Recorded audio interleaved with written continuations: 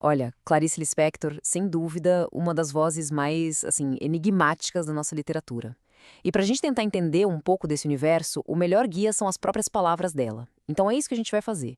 Desvendar o pensamento da Clarice, um fragmento de cada vez. E a gente já começa por aqui, por essa questão que foi talvez o grande problema central da obra dela inteira: as palavras. Para Clarice era isso. As palavras são como pedras, duras, sabe, insuficientes para dar conta de descrever a fluidez das sensações, a verdade de uma experiência. Aí que tá. O problema com as palavras. Essa luta para tentar capturar a realidade na linguagem. Isso não é só um tema, sabe? É, na verdade, o ponto de partida para tudo na obra dela. Vamos dar uma olhada em como ela tentou superar essa barreira. E olha só que paradoxo. Para escrever a verdade, ela sentia que precisava primeiro se livrar das palavras, esvaziar elas do sentido comum, sabe? Para só depois poder preencher de novo com algo que fosse mais puro, mais autêntico.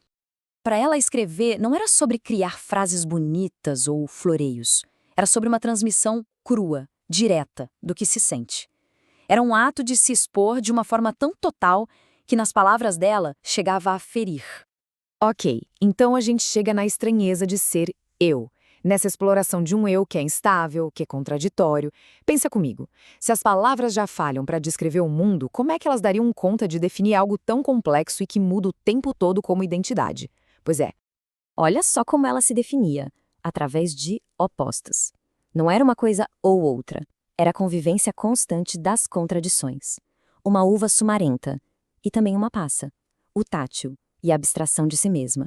A paisagem e o seu contrário. Para Clarice, essa era a única forma realmente honesta de descrever uma pessoa. E essa citação aqui, ela meio que amarra tudo isso.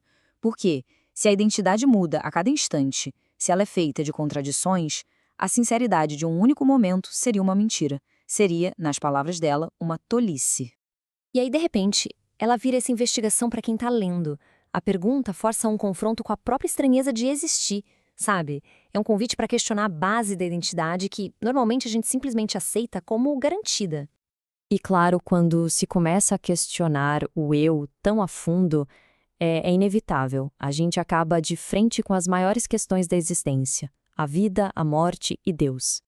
E a relação dela com Deus e com a fé era intensa. Era uma mistura de campo de batalha com uma intimidade muito grande. Havia uma necessidade profunda de buscar, mas ao mesmo tempo um questionamento com uma honestidade brutal. Não era, de forma alguma, uma fé simples. Era, na verdade, uma conversa constante com o mistério. E essa visão se estende até para a morte. No lugar da solenidade, do medo, ela encontrava o absurdo. A percepção da própria finitude provocava riso. É uma aceitação tão radical de que a vida, com o seu fim inevitável, é quase uma espécie de piada cósmica. Então a gente entra na vida secreta das coisas, essa busca por encontrar uma alma no mundo inanimado. Porque a investigação dela não parava no ser humano. Clarice tinha uma sensibilidade única para o mundo material, para a vida secreta dos objetos, dos animais e do que ela chamava de a coisa. E o que seria a coisa? Pensa assim, é a existência em seu estado mais puro. É a essência de algo antes de a gente dar um nome, um propósito ou um sentimento para aquilo. É a realidade crua, que simplesmente é. Nem triste, nem alegre, é coisa. E essa capacidade de observação do mundo natural é fantástica. Para ela, o ciclo de uma borboleta não é só biologia. É um processo com uma lógica poética, quase uma epopeia em 6 atos, onde cada etapa tem um peso, uma importância, um significado próprio. Essa sensibilidade se estendia a absolutamente tudo. Para Clarice, até um objeto que a gente diria que é inanimado, como uma caixa de prata, tinha uma existência silenciosa, uma história. E essa existência, por ser tão solitária, era digna de empatia, de piedade. O que nos leva a esse ponto: escrever como um ato de viver, a criação como uma necessidade para sobreviver. Porque para Clarice, escrever não era bem uma escolha ou uma carreira, era uma necessidade, quase biológica. A escrita, então, não era para uma audiência, para agradar leitores. Era um ato de sobrevivência. Era a única forma que ela tinha de organizar e tentar dar sentido a uma existência que de outro jeito simplesmente a transbordaria. E essa imagem é perfeita porque aqui a gente volta para o início de tudo. A palavra se torna uma isca. Aquela ferramenta imperfeita, a pedra dura, é usada para tentar pescar o que está além das palavras.